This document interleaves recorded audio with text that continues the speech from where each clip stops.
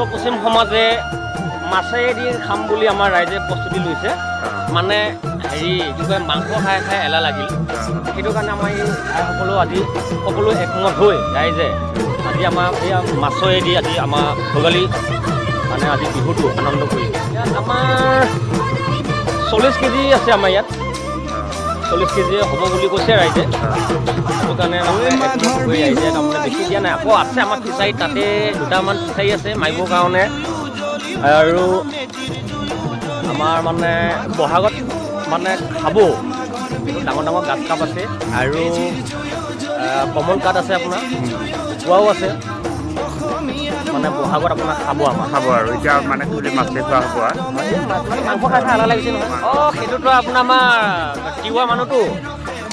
আমাৰ মানুহখিনি আকৌ সমাজে ধুনীয়া এটা নাম দিছে কেঁচাটো আপোনাৰ হেৰি কি কয় কেঁচাটো কি কয় আমাৰ মানুহে